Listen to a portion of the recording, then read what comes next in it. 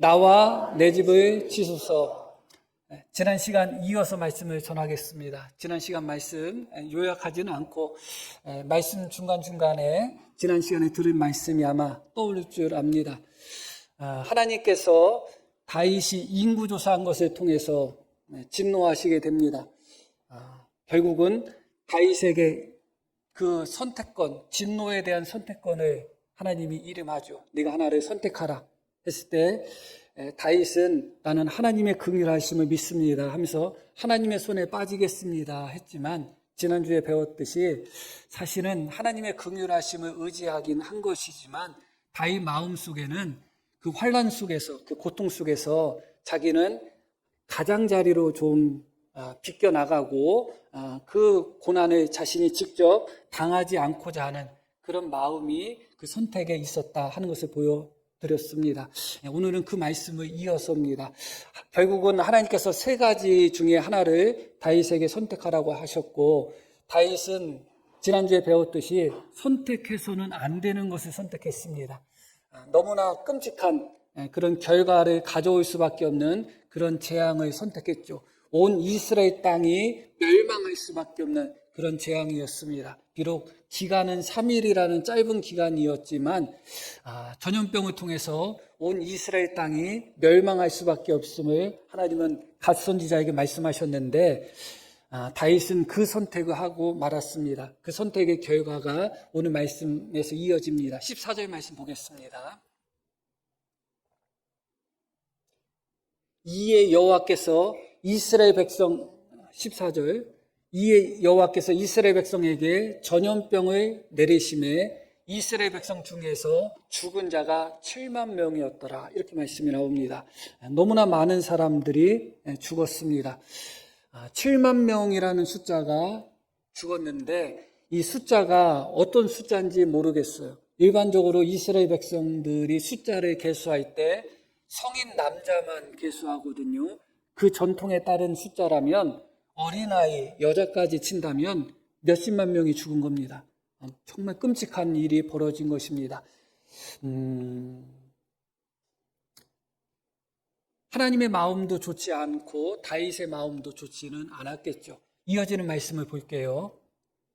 하나님이 예루살렘을 멸하러 천사를 보내셨더니 천사가 멸하려 할 때에 여호와께서 보시고 이 재앙 내림을 뉘우쳤다. 이 뉘우쳤다는 것은 뭐 사람처럼 그렇게 알고 내가 잘못했다 하는 그런 후회가 아니라 불쌍히 여기시는 마음에서 하나님이 재앙 내리시는 것을 멈추셨다, 그런 의미예요. 사실은 이 말씀을 우리가 다니엘서 말씀을 우리가 배울 때 제가 인용했던 말씀이에요. 이스라엘 백성들에게 하나님은 70년간 포로 생활을 한 후에 그들에게 자유를 주시겠다고 하셨지만 그 70년을 감해 주셨거든요. 꽉 채우지 않았습니다. 하나님은 언제나 우리의 고통과 우리의 아픔을 감해 주시기를 원하시는 분이시지 꽉 채우기를 원하시는 분이 아닙니다. 이 말씀도 마찬가지예요. 비록 하나님께서 3일 동안 이스라엘 땅에 전염병, 재앙을 내리겠다는 말씀을 하셨지만 그 3일이 다 차기 전에 오늘 말씀을 보면 며칠이 지났는지는 몰라요. 그러나 최소한 3일이 지나지 않은 것은 분명해요. 그런 시점에서 하나님의 천사가 칼을 들고 예루살렘을 멸하려고 하는 바로 그 직전에 하나님께서 멈추신 것입니다. 천사를 보내셨더니 천사가 멸하려 할 때에 여호와께서 보시고 이 재앙 내림을 뉘우치사, 계속해서 볼게요. 멸하는 천사에게 이르되 족하다. 이제는 내 손을 거두라 하시니 그때에 여호와의 천사가 여부수 사람 오르난의 타작 마당 곁에 서 있었다. 이렇게 말씀합니다. 하나님이 뭐라고 말씀하셨다고요? 족하다, 충분하다, 그렇게 말씀합니다. 하나님이 다윗에게 선언하셨던 재앙의 기간으로서는 충분하지 않습니다. 3일을 채워야지 충분한 거예요. 그리고 그 온 땅이 다 멸망하는 그런 재앙을 내리시겠다고 말씀했기 때문에 이스라엘 땅 전체가 멸해야지 충분한 겁니다. 그런데 기간도 채우지 않으셨고 이스라엘 전체를 멸하시지도 않은 상태에서 하나님이 이제 됐다, 그만해라, 충분하다, 그렇게 말씀합니다. 그러면서 뭐라고 말씀하시는가? 이제 너의 손을 거두라. 하나님이 그렇게 말씀합니다. 그런 후에 이어지는 말씀을 볼게요. 다윗이 눈을 들어 보매 여호와의 천사가 천지 사이에 섰고, 다윗이 천사를 눈으로 직접 보게 되었습니다. 다윗만 본 것인지 다른 사람만도 같이 본 것인지 단정 지을 수는 없습니다. 아마 다윗과 오르난이라는 사람, 두 사람의 눈에 보이지 않았을까, 그런 생각도 하게 됩니다. 여하튼 그것은 중요하지 않아요. 다윗이 그 죽음의 천사, 멸하는 천사를 보았다는 게 중요해요. 그런데 무엇을 보았는가? 다윗이 눈을 들어 보매 여호와의 천사가 천지 사이에 섰고 칼을 빼어 손에 들고 예루살렘을 향하여 편지라, 이렇게 말씀이 나옵니다. 자, 15절과 16절을 비교하면 조금 이해 안 가는 그런 부분이 있어요. 그렇죠? 어떤 부분이 이해 안 가죠? 15절에서 하나님이 뭐라고 말씀하셨냐면 족하다, 충분하다. 그럼 뭐라고 말씀하셨어요? 내 손을 거두라, 그렇게 말씀하셨어요. 그런데 16절을 보니까 다윗이 그 천사를 보았는데 어떻게 하고 있는 모습을 보았는가? 천지 사이에 섰는데 칼을 빼서 예루살렘 하늘을 향하여 피고 있는 것을 보았다는 거예요. 그러니까 이 천사의 칼이 더 이상 휘둘러지지는 않았지만 천사의 칼이 여전히 어떻게 있었다는 거예요? 뽑혀 있는 상태로 있었다. 그게 중요한 거예요. 하나님이 족하다, 멈춰라, 내 손을 걷어라 하셨을 때 천사는 더 이상 죽음의 칼을 휘두르지는 않았습니다. 그러나 아직 천사의 칼이 칼집에 들어간 것은 아니에요. 여전히 예루살렘을 향하여 펼쳐져 있었다는 것을 기억할 필요가 있어요. 아직은 안심할 때가 아니고 아직은 마무리된 시점이 아니라는 거예요. 하나님께서 불쌍히 여기셔가지고 그만해, 멈춰, 그렇게 멈추게는 하셨지만 아직은 그 칼이 들어가지 않았다는 거예요. 언제 어떻게 그 칼이 다시 휘둘러질 줄 아무도 모르는 겁니다. 많은 사람들이 이 부분에서 착각하는 거예요. 하나님께서 불쌍한 마음으로 칼을 멈추셨는데 그것이 다 된 것처럼 안심하고 충분하다 생각하는 마음 속에서 예전에 유행했던 말처럼 샴페인을 너무 일찍 터뜨리는 경우들이 많습니다. 개인적으로도 그렇고 가정적으로도 그렇고 교회적으로도 그렇겠지만 많은 교회들이 어려운 문제들, 그런 문제들이 왜 반복하는지를 기억하셔야 돼요. 어려운 문제 속에 있을 때 우리가 충분히 회개하지 않아도 하나님이 교회를 불쌍히 여기셔가지고 멈춰라 하실 때가 많아요. 그것은 우리가 충분히 하나님 앞에 회개했기 때문에 하나님의 용서를 받을 만한 그런 자격이 있고, 그래서 하나님이 멈춰라 하신 것이 아니거든요. 하나님이 하나님의 교회를 아끼시기 때문에 그 상태로 더 오래 가면 하나님의 교회가 완전히 무너질 수밖에 없기 때문에 하나님이 멈추라고 하신 거예요. 그러나 멈춘 것이지 칼이 걷어진 것은 아니에요. 그런데 많은 경우에 있어서 이 멈췄을 때 됐다 하는 거예요. 사실은 부족함이 거기에 분명히 있습니다. 그러나 그 부족한 부분을 우리가 하나님 앞에 회개로서 기도로서 채워나갈 생각을 하지 않고 칼이 멈췄으니까 됐구나, 이제 우리는 회복됐구나, 이제 우리 용서받았구나, 우리는 이제 문제 없구나, 그런 마음을 갖는 거예요. 그런데 다윗은 무엇을 보았는가? 하나님이 멈추라는 소리를 다윗은 듣지를 못했어요. 칼이 멈춘 것도 보지를 못했어요. 들어간 것도 보지 못했어요. 오히려 다윗이 본 것은 천사가 칼을 펴서 예루살렘을 향하여 펼치고 있는 그 모습을 본 거예요. 그 모습을 보았다면, 만약에 우리 교회를 예를 든다고 생각해 보시기를 바랍니다. 이런저런 문제, 어려움이 해결이 됐다고 생각해 보셔요. 됐다고 생각하겠죠. 그런데 그 순간에 눈을 들어 보았더니 하나님의 칼은 멈췄지만 여전히 교회를 향하여 하나님의 칼이 펼쳐져 있다면 이제 됐다는 마음이 들까요? 절대로 이제 됐다는 마음이 들 수는 없어요. 이제 끝났다는 마음이 들 수는 없어요. 많은 경우에 여전히 하나님의 칼이 펼쳐져 있는데 단지 하나님의 칼이 멈췄다는 이유만으로 회복됐다고 생각하고 모든 것이 해결됐다고 생각하고 다 됐다고 생각하는 그런 어리석음에 빠지는 거예요. 그러다 보니까 몇 년 안 돼서 또 다른 그런 잘못을 똑같이 반복해버리는 거예요.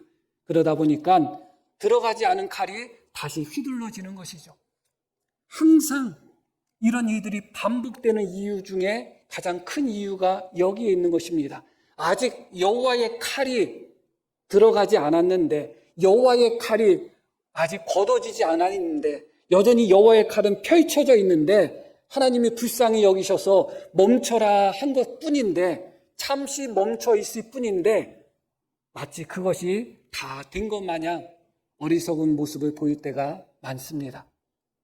다윗은 그 모습을 보았습니다.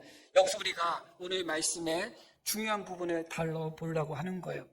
왜 하나님께서 천사에게 그만 내 손을 거둬라 했음에도 불구하고 여전히 천사의 손이 칼이 들려 있었고 그 칼이 예루살렘을 향하여 여전히 왜 펼쳐져 있을까를 생각해야 돼요. 뭔가 부족함이 있는 거예요. 분명히 그 칼이 들어가기 위한 조건이 있는 거예요. 어떻게 해야지 그 칼이 들어갈 수 있을까? 그 칼이 잠시 멈춘 것으로 충분하다 할 수는 없습니다. 그 칼이 자리에 들어가야 되는 것입니다. 우리 가정을 향한 칼이 있다면 그 칼이 잠깐 멈춘 것으로 충분하지 않습니다. 그 칼이 칼집으로 들어가야 돼요. 우리 교회를 향한 칼이 있다면 그 칼이 잠시 멈춘 것으로 충분하다 해서는 안 돼요. 그 칼이 들어가야 됩니다. 어떻게 해야지 그 칼이 들어갈 수 있을까? 오늘 말씀을 통하여 그 부분을 배우게 되는 것이고, 두 가지가 있습니다. 두 가지 있지만 한 가지는 상수이고 한 가지는 변수입니다. 중요한 것은 이 변수에 해당되는 부분이 중요한 것이죠. 우리가 어떻게 반응하는가에 따라서 그 칼이 들어갈 수도 있고 들어가지 않고 그대로 멈춰 있을 수도 있다 하는 것을 기억할 필요가 있습니다. 그 칼이 들어갈 수 있는 유일한 길은 사실은 오늘 말씀의 제목에서도 보았듯이 우리의 회개가 참된 회개여야 됩니다. 나를 치소서 하는 그런 회개가 있을 때 그 칼이 들어가는 거예요. 지난 시간에도 말씀을 드렸지만 다윗이 자신의 잘못을 깨닫고 하나님 앞에 회개하는 장면이 나오는데 8절에 나옵니다. 한번 볼게요. 다윗이 하나님께 아뢰되 내가 이 일을 행함으로 큰 죄를 범하였나이다. 하나님 앞에 자기의 잘못을 고백하죠. 내가 이 일을 행함으로 큰 죄를 범했습니다. 이제 간구하옵나니 종의 죄를 용서하여 주옵소서. 내가 심히 미련하게 행하였나이다 하니라. 다윗은 하나님 앞에 자신의 죄를 고백합니다. 그리고 어떻게 해요? 자신을 용서해 달라고 합니다. 그런데 하나님이 이 다윗의 기도를 듣고 선지자 갓을 보내서 세 가지 중에 하나의 재앙을 선택하라고 말씀하셨습니다. 이 다윗의 기도가 충분하지 않았음을 보여주는 방증이라고 지난주에 말씀을 드렸습니다. 여기서 중요한 단어가 있어요. 용서하여 주십시오. 이 단어가 중요해요. 왜 이 단어가 중요한가? 이 단어는 성경에서 일반적으로 용서하다는 의미로 사용되는 단어가 아니에요. 아바르라는 단어인데 지나간다, 통과한다 그런 의미예요. 그래서 용서해 주세요 그런 의미로 일반적으로 쓰이는 단어가 아니에요. 그런데 다윗은 이 단어를 썼습니다. 그게 중요해요. 어떤 의미의 단어라고요? 그냥 지나가 주세요. 그냥 못 본 채 해주세요. 그냥 넘어가 주세요. 그런 의미예요. 하나님, 내가 하나님께 잘못했습니다. 그러면 어떻게 해야 돼요? 그 잘못한 것을 진정으로 내가 깨닫고 회개한다면 나는 하나님 앞에 죽어도 괜찮은 존재입니다. 그게 진정한 회개죠. 하나님, 내가 잘못했습니다. 그러니 이번 한 번만 눈 감아주세요.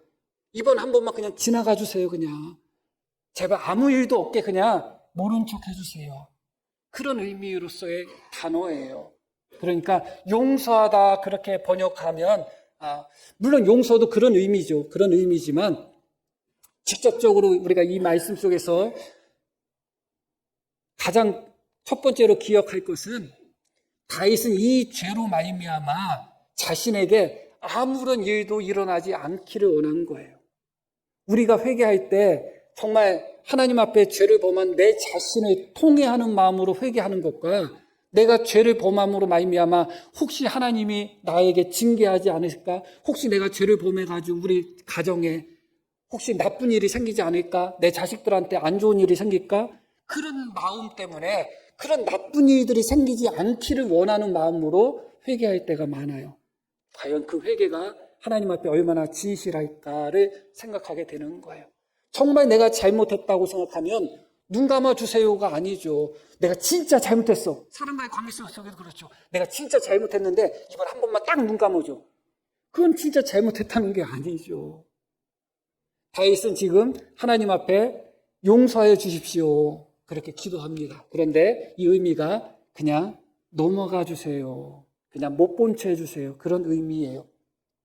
이 단어가 또 용서하다는 의미로 사용된 장면이 사무엘하 12장에 나오는데 어떤 장면인가? 다윗이 우리아의 아내 밧세바를 범하고 우리아를 죽인 후에 아이를 낳는데 그때 하나님이 나단 선지자를 보내셔가지고 다윗에게 그것을 말씀하시는 장면에 이 단어가 나와요. 한번 볼게요. 이렇게 나와요. 이제 내가 나를 업신 여기고 햇사람 우리아의 아내를 빼앗아 내 아내로 삼았은즉 결과적으로 어떻게 될 것인가? 다윗의 죄로 말미암아 칼이 내 집에서 영원토록 떠나지 아니하리라 하셨고 여호와께서 또 이와 같이 이르시기를 보라 내가 너와 내 집에 재앙을 일으키고 내가 내 눈 앞에서 내 아내를 빼앗아 내 이웃들에게 주리니 그 사람들이 내 아내들과 더불어 백주에 동침하리라. 너무나 무섭죠. 칼이 내 집안에서 떠나지 않을 것이다. 그러고 내 집에 재앙을 일으킬 것이다. 네 아내는 백주 대낮에 다른 사람과 동침하게 될 것이다. 너무너무 끔찍한 재앙이 선포됩니다. 계속 볼게요. 너는 은밀히 행하였으나 나는 온 이스라엘 앞에서 백주의 일을 행하리라 하셨나이다 하니 다윗이 나단에게 이르되 함께 읽을게요. 내가 여호와께 죄를 범하였노라 하매 나단이 다윗에게 말하되 여호와께서도 당신의 죄를 사하셨나니 당신이 죽지 아니하려니와 이 일로 말미암아 여호와의 원수가 크게 비방할 거리를 얻게 하였으니 당신이 낳은 아이가 반드시 죽으리라 하고. 자, 이 순서를 잘 보셔야 돼요. 어떤 순서인가? 하나님께서 나단을 통해서 무엇을 선언하셨어요? 재앙을 선언하셨어요. 칼이 떠나지 않을 거라고 했고 재앙을 일으킬 거라고 했고 그의 아내는 백주 대낮에 다른 남자와 동침하는 그런 일들이 일어날 것이다. 그렇게 이야기했죠. 그랬더니 다윗이 어떻게 반응을 해요? 내가 범죄했습니다. 이게 뭐예요? 회개죠. 분명히 회개를 했어요. 그랬더니 하나님이 13절에서 뭐라고 말씀하셨는가? 다윗이 나단에게 이르되 내가 여호와께 죄를 범하였노라 하매 나단이 다윗에게 말하되 여호와께서도 당신의 죄를 사하셨나이다.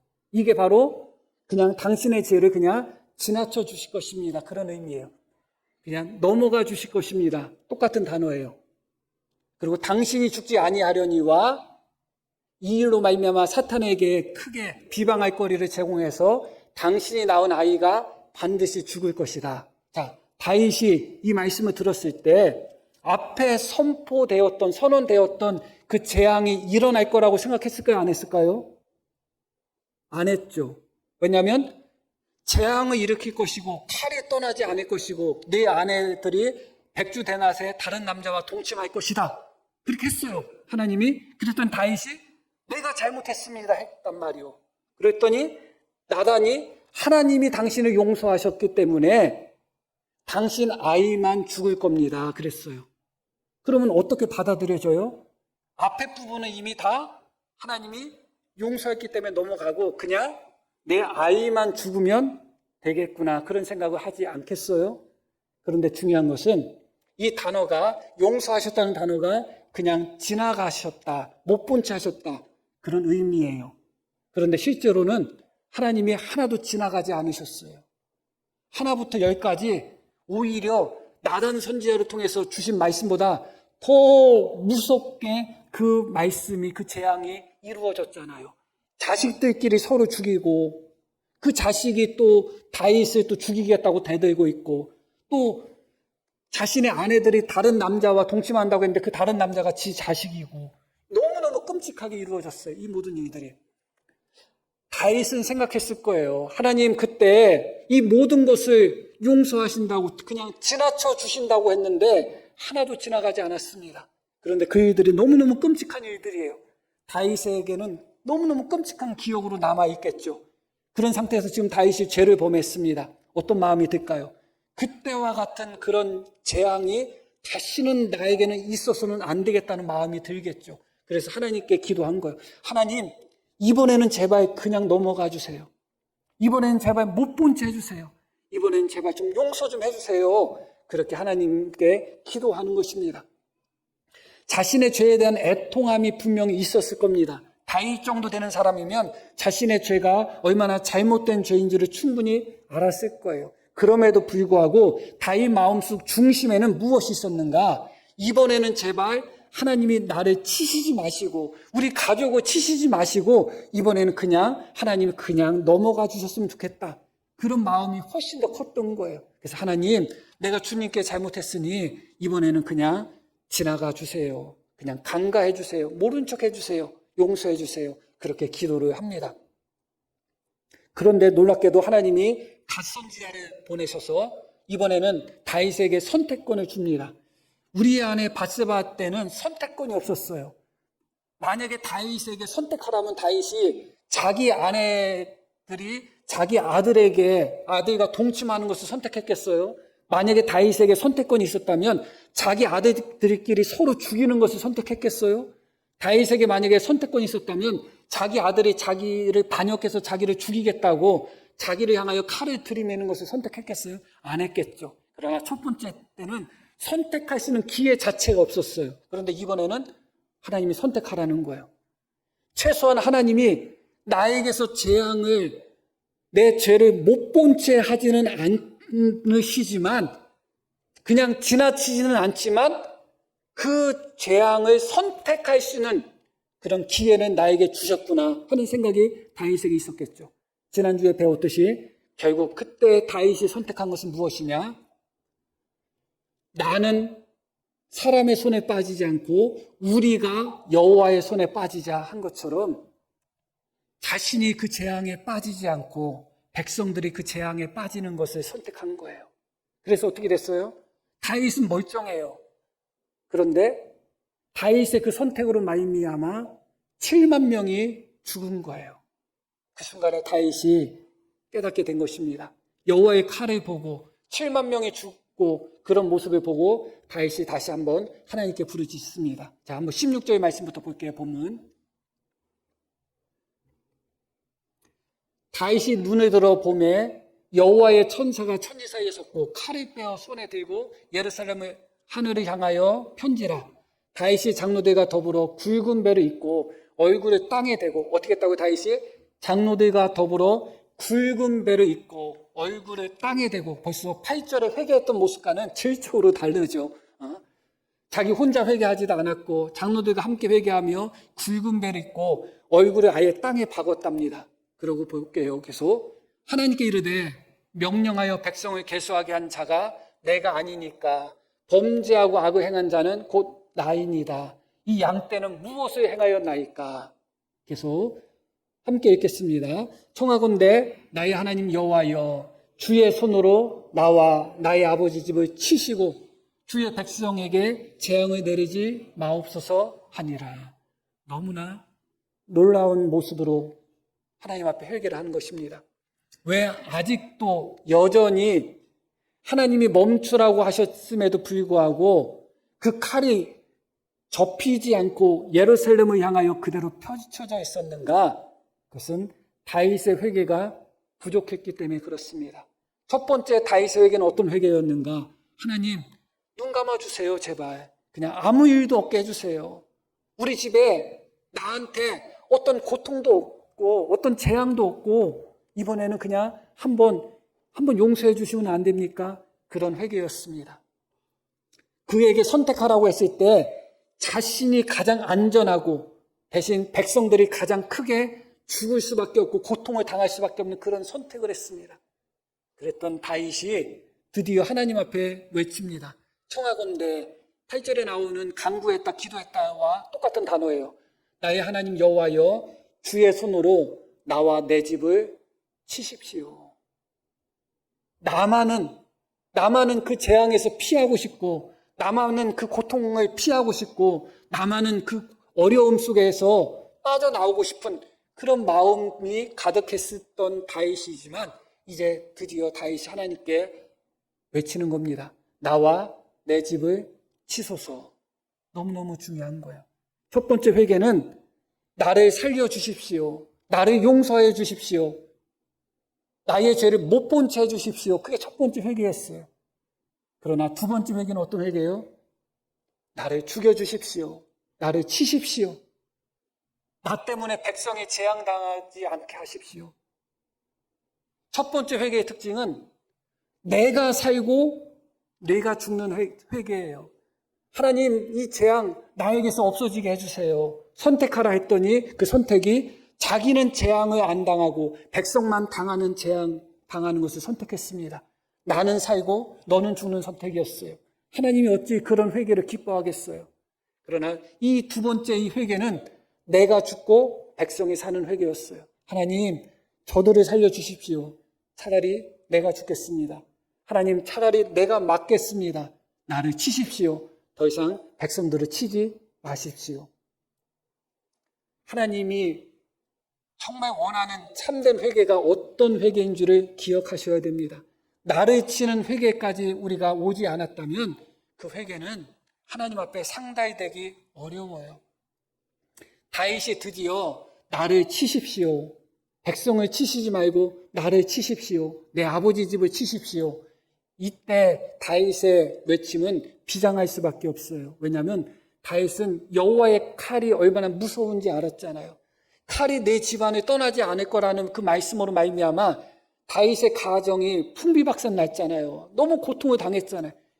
그것을 알면서도 다윗이 하나님께 외치는 거예요. 하나님, 하나님의 손으로 하나님의 칼로 나와 내 아버지 집을 치십시오. 그렇게 다윗이 하나님 앞에 구합니다. 그때 이제 하나님의 놀라운 응답이 임합니다. 이어지는 말씀 볼게요. 18절. 여호와의 천사가 갓에게 명령하여 다윗에게 이르시기를 다윗은 올라가서 여부스 사람 오르난의 타작마당에서 여호와를 위하여 제단을 쌓으라 하신지라. 하나님이 뭐라고 말씀하셨어요? 알았다, 내가 너를 치겠다 그러지 않으셨어요. 오히려 뭐라고 말씀하셨는가? 오르난의 타작마당에 가서 제단을 쌓으라고 합니다. 자, 여기서 정리합니다.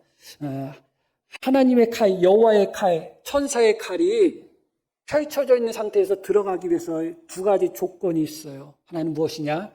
우리가 우리 자신을 치는 회개예요. 이것은 변수입니다. 내가 내 자신을 칠 수도 있고 내 자신을 치지 않을 수도 있어요. 회개하지만 참된 회개일 수도 있고 거짓된 회개일 수도 있어요. 하나님 앞에 연락되는 회개일 수도 있고 그렇지 않은 회개도 있어요. 그리고 또 하나가 있습니다. 이 말씀처럼 여호와 앞에 제단을 쌓으라고 하는데 이 제단은 무엇을 의미하는가? 바로 예수 그리스도의 십자가의 은혜를 이야기하는 것입니다.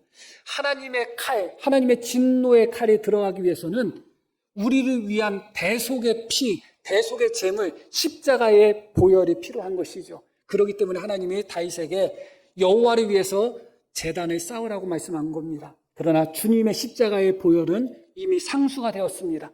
주님의 십자가 보혈이 누구에게는 영향을 미치고 누구에게는 영향을 미치지 않고 그렇지 않습니다. 이미 예수님은 우리를 위하여 대속의 제물로 십자가에 못 박혀 돌아가셨습니다. 그렇기 때문에 누군가가 우리를 대신해서 죽을 필요는 더 이상 없습니다. 오직 하나만 남은 것입니다. 그 하나가 무엇이냐? 우리가 하나님 앞에 얼만큼 진실하게 나 자신을 치는 회개를 하는가, 그것이 중요한 거예요. 그 순간에 주님의 보혈의 은혜가 우리에게 임하게 되는 것이고 여호와의 칼이 들어가는 역사가 나타나게 되는 것이죠. 이 장소를 기억할 필요가 있어요. 이곳은 오르난의 타작마당인데 오르난의 타작마당이 예루살렘 성전이 세워지는 성전터가 돼요. 보여주는 것이죠. 그리고 이 오르난의 타작마당이 아브라함에게 있어서 중요한 장소예요. 어떤 장소냐? 바로 모리아산이 바로 이곳이에요. 하나님께서 아브라함에게 너의 독자 이삭을 내가 너에게 지시하는 곳에서 바치라 했을 때 그 장소가 모리아산이에요. 그때 어떤 역사가 나타났는가? 아브라함이 자신의 아들, 독자 이삭을 아끼지 않고 하나님께 바쳤다는 거예요. 어디서요? 이 오르난 타작마당, 이 모리아산, 똑같은 곳이에요. 예루살렘 성전이 세워진 곳이에요. 아브라함이 어떻게 했다고요? 자기 독자 이삭을 아끼지 않고 하나님께 바치려고 했어요. 아껴서 안 바치려고 한 것이 아니라 아끼지 않고 번제로 드리려고 했죠. 그런데 그 순간에 하나님께서 이삭을 아끼셔가지고 이삭을 그곳에서 구하시고 대신 그곳에 순양이 대신 번제로 드려지도록 하나님이 순양을 예비하셨습니다. 그 순양은 누구를 예표하는 것인가? 우리를 위하여 대속의 제물 대신 예수님을 예표하는 거예요. 그러면 누구 대신 누가 죽은 거예요? 이삭 대신 예수님이 돌아가신 거예요. 그런데 언제 그 일이 일어났는가? 아브라함이 자기 아들을 아끼지 않고 하나님께 바쳤을 때 비로소 하나님께서도 당신의 아들을 아끼지 않고 주셨다는 거예요. 오늘 말씀도 마찬가지예요. 바로 이곳에서 그 예루살렘은 이 능선이 언덕으로다가 이렇게 이루어져 있는데 언덕마다 이름이 다 따로따로 정해져 있어요. 그러나 하나의 산의 능선이라고 보시면 돼요. 그렇기 때문에 예수님이 십자가에 못 박혀 돌아가신 골고다도 바로 이 장소라고 생각하시면 돼요. 떨어져 있습니다. 500~600m 정도 떨어져 있어요. 그런데 십자가에서 예수님은 당신 자신을 아끼지 않고 십자가에 못 박혀 돌아가셨잖아요. 똑같죠? 아브라함은 자기 아들을 아끼지 않고 하나님께 바쳤을 때 하나님은 당신 아들 독생자이신 예수님도 아끼지 않고 우리에게 주신 거예요. 물론 순서는 바뀌어져야 되겠지만 다윗이 나를 치십시오 했을 때 하나님은 다윗을 치지 않았어요. 오히려 그곳에서 죽은 자는 제물이 죽었는데 그 제물은 예수님을 예표하는데 예수님은 스스로 당신 자신을 치셔서 십자가에 못 박히신 것이죠. 이게 성경의 원리예요. 하나님 앞에 진실되게 나를 치십시오 하면 하나님은 우리를 치시지 않는 거예요. 오히려 아들을 치시고 오히려 우리를 아끼시는 거예요. 우리를 구원하시는 것이죠. 참으로 예수님을 믿고 구원받은 사람에게는 참된 회개가 나타납니다. 그런데 우리는 그 회개가 어떤 회개인지 모를 때가 있어요. 그 회개를 잘 기억하셔야 돼요. 주님의 은혜는 어떤 은혜인가? 하나님께서 독생자를 아끼지 않고 우리에게 주신 은혜예요. 그리고 그 독생자이신 예수님은 당신의 몸을 아끼지 않고 당신의 몸을 치셔서 십자가에 못 박혀서 우리에게 구원하신 그 은혜예요. 그러면 그 은혜를 받은 자에게 어떤 모습이 나타나야 될까요? 하나님은 당신의 아들을 아끼지 않으시고 우리를 위하여 십자가에 못 박히셨는데 우리는 언제나 내 자신만 아끼는 거예요. 예수님은 우리를 위해서 십자가에 못 박히시고 당신 자신을 아끼지 않고 당신을 치셨는데 우리는 언제나 내 자신을 아끼고 하나님 이번에는 눈 감아주세요. 이번에는 넘어가 주세요. 이번에는 아무것도 없게 해주세요. 그런 회개만 하고 있단 말이죠. 독생자를 아끼지 않고 우리에게 주신 하나님의 은혜는 독생자를 아끼지 않고 하나님이 우리를 사랑하신 그 은혜에 반응하는 우리의 모습으로 나타나야 되는 거예요. 우리도 그 은혜를 받았다면 마땅히 우리의 모습 속에서도 우리를 아끼지 않는, 우리 자녀를 아끼지 않는, 표현이 이상할 수 있지만 그런 마음으로 하나님을 사랑해야 되겠죠. 값싼 은혜, 복음을 너무 값싸게 만들어서는 안 돼요. 예수님의 보혈을 값싸게 만들어서는 안 돼요. 예수님이 당신을 아끼지 않고 십자가에 못 박히셔서 우리를 구원하셨는데 그렇기 때문에 강도도 구원받고 살인자도 구원받고 도둑질한 사람도 다 구원받을 수 있습니다. 그러나 그 사람이 참된 구원받은 사람이라면 그 사람의 회개는 어떤 회개해야 되는가? 자기 자신을 아끼지 않는 나를 치십시오 하는 회개가 있어야 되는 거예요. 그 회개가 있을 때만이 주님의 보혈이 값싼 보혈이 되지 않아요. 나를 치십시오 하는 회개 없이 나를 살려주십시오, 나에게 복 주십시오, 나만 잘되게 해주십시오, 나만 지나가게 해주십시오, 그런 마음으로 하나님을 섬기는 자에게 주님의 그 고귀하고 값비싼 보혈의 은혜가 임해서는 안 되는 거예요. 결론적인 말씀을 드립니다. 오늘 말씀 속에서 가장 큰 핵심은 무엇이냐? 다윗이 하나님 앞에 회개하기 전에 하나님이 먼저 멈추셨다는 것이 오늘 말씀의 핵심이에요. 하나님께서 예루살렘을 치시려는 천사를 보시고 어떻게 하셨다고요? 멈추셨다. 하나님이 먼저 멈춰 주시지 않으면 다윗이 회개할 기회조차 없었어요. 그렇기 때문에 하나님이 천사를 통하여 이 칼을 멈추게 하신 그 기간은 어떤 기간인가? 이미 용서받은 기간이고 이미 회복된 기간이 아니라 우리가 하나님 앞에 내 자신을 참되게 칠 수 있는, 하나님 앞에 내 자신을 참되게 회개할 수 있는 그 기간으로서 기다려주시는 기간인 거예요. 멈춰있는 동안 하나님은 무엇을 원하시는가? 다윗아, 내가 이 천사의 칼을 멈추게 했다. 이 천사의 칼이 다시 휘둘러지기 전에 너 자신을 치는 회개를 해야 된다. 그거예요. 결국 다윗은 자기 자신을 치는 회개를 하였고 하나님은 속죄제물을 허락하심으로 말미암아 회복의 역사를 허락하셨습니다. 26절 말씀 한번 볼게요. 다윗이 거기서 여호와를 위하여 제단을 쌓고 번제와 화목제를 드려 여호와께 아뢰었더니 여호와께서 하늘에서부터 번제단 위에 불을 내려 응답하시고, 함께 읽습니다. 여호와께서 천사를 명령하심에 그가 칼을 칼집에 꽂았더라. 여기까지 와야 되잖아요. 우리 가정은 어떤가요? 하나님의 칼이 칼집에 꽂혀 있는 상태인가요? 우리 교회는 어떤가요? 하나님의 칼이 칼집에 꽂혀 있나요? 주님은 이미 우리를 위하여 돌아가셨습니다. 그 은혜는 충분합니다. 한 가지 변수만 남았습니다. 우리가 하나님 앞에 정말 우리 자신을 치는 회개를 하는지, 우리가 정말 우리 자신을 치는 회개를 할 때 칼은 칼집으로 들어갈 줄 믿습니다. 그러나 지금 하나님의 칼이 멈췄다고 해서 우리 자신을 치는 회개를 하지 않고 됐다 하는 마음을 가지면 그 칼은 언제든지 다시 휘둘러질 수 있습니다.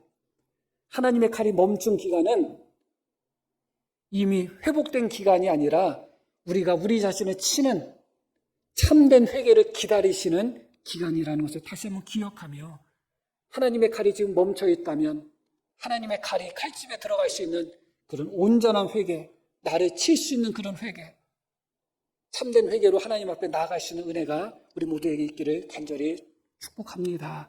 우리 들으신 말씀 기억하며 함께 기도하겠습니다.